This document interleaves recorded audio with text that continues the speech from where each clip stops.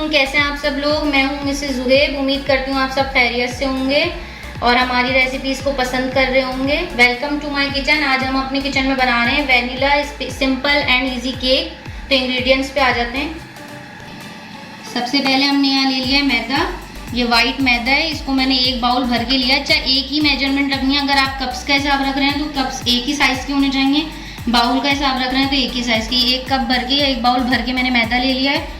फिर ये मेरे पास घी है, ये मैंने मेल्ट कर लिया है। आप इसमें बटर भी ऐड कर सकते हैं, जो आपका दिल चाहे। ऑयल में भी बना सकते हैं। या हाफ प्याली जो है घी है। फिर यहाँ पे बेकिंग पाउडर है। अगर एक बाउल मैदा है तो 1 टीस्पून बेकिंग पाउडर यूज़ होगा। वनीला एसेंस है ये फ्लेवर के लिए, ये भी हाफ टीस्पून या 1 टीस्पून यूज़ होगा। ये आइसिंग शुगर है, पिसी हुई चीनी, ये भी हाफ प्याली। जितना ऑयल होगा उतनी ही चीनी यूज़ होगी। और 2 एग्स हैं। अच्छा, एग जो है आपने अंडे जो लेने वो फ्रिज वाले नहीं लेने, उससे केक सही नहीं बनता, बेक अच्छा नहीं होता। आपने नॉर्मल टेम्परेचर के एग्स लेने। तो स्टार्ट करते हैं। अच्छा, हम लोग ओवन में नहीं बना रहे हैं, मैं आपको चूल्हे पे पतीली में आसान तरीके से बनाना सिखा रही हूँ। ये बड़ा सा देगचा ले लिया, इसके अंदर हमने स्टैंड रख लिया, कोई सा भी स्टैंड। और ये देख सकते हैं इसमें से हीट निकल रही है। जितनी देर में मैं प्रोसेस करूंगी बनाने का केक का बैटर, उतनी देर में इसको लो फ्लेम पे हम रख देंगे ताकि प्री हीट हो जाए। जैसे हम ओवन को पहले से ही बेक करना शुरू कर देते हैं, स्टार्ट कर देते हैं 20 मिनट पहले से, इस तरह इसका भी ये प्रोसेस है। और सिंपल इसमें ना आपने नमक डालना है ना पानी डालना है, कुछ नहीं डालना। आसान से खाली देगचे और उसमें स्टैंड है। स्टार्ट करते हैं रेसिपी। बिस्मिल्लाहिर्रहमानिर्रहीम। स्टार्ट करते हैं रेसिपी। सबसे पहले हमने एग डालना है। 2 अदद अंडे, आप 1 अंडे का भी बना सकते हैं, 2-3 अंडों का भी बना सकते हैं। बस ये ख्याल रखना है फ्रिज के अंडे नहीं लेने।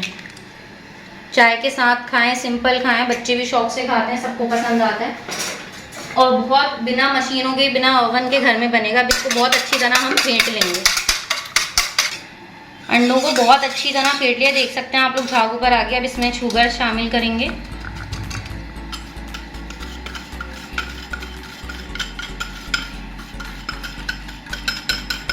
इस क्वांटिटी से बहुत मीठा केक नहीं बनेगा, सही केक बनेगा। अब इसको भी अच्छी तरह फेंट लेंगे इसके अंदर। अच्छा, आपने एक बात का ख्याल रखना है केक बनाते हुए कि हाथ एक ही डायरेक्शन में। अगर आप ऐसे कर रहे हैं तो ऐसे करें, और अगर ऐसे कर रहे हैं तो ऐसे करें। इससे केक अच्छा बनेगा, फ्लफी बनेगा। अब चीनी अच्छी तरह इसमें अंडों के साथ मेल्ट हो गई है, बिल्कुल भी नहीं दिख रही है। अब इसमें डालेंगे हम मैदा। थोड़ा थोड़ा करके शामिल करेंगे, ये गुठलियाँ ना बने। अब इसमें शामिल करेंगे, थोड़ा सा भी मिक्स किया, अभी और मिक्स होगा। इसमें बेकिंग पाउडर डाल देंगे मैदे के अंदर। और अब शामिल करेंगे घी।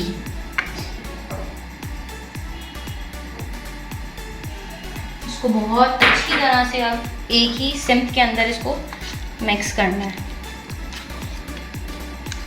अब इसमें शामिल करेंगे हाफ टीस्पून, बहुत थोड़ा सा, हाफ टीस्पून से भी कम, वनीला एसेंस।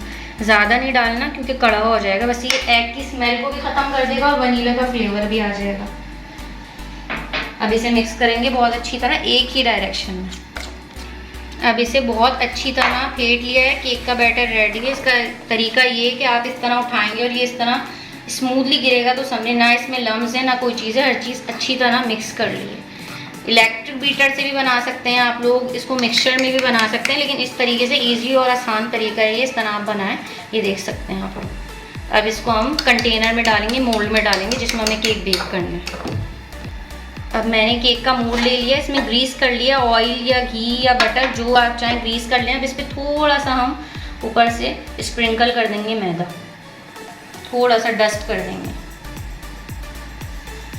अब बैटर को मोल्ड में डाल देंगे जिसमें हमें केक बनाना है।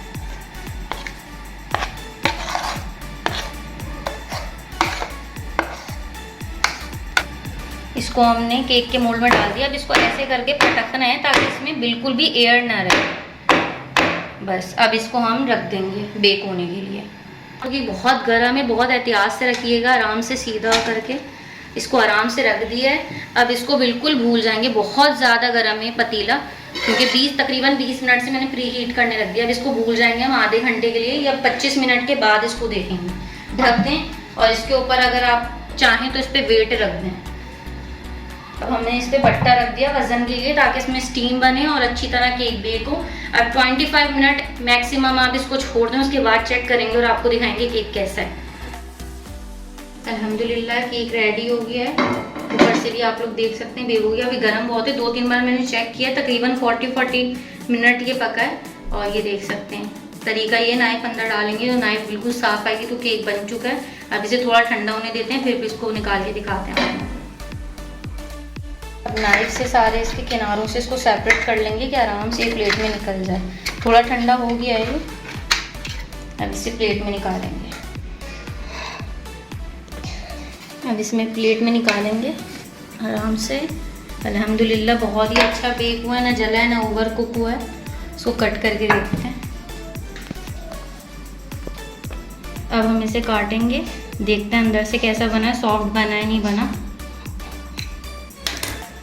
देख सकते हैं आप लोग अल्हम्दुलिल्लाह अंदर से बहुत अच्छा बना है, बहुत यमी बना है, ज़बरदस्त। आप लोग भी ट्राई करें, बनाएं केक अपने घर में, चाय के साथ टी केक बनाएं, इसको इस्तेमाल करें चाय के साथ। इंशाल्लाह आपको बहुत पसंद आएगा। उम्मीद करती हूँ आपको हमारी रेसिपी पसंद आई होगी।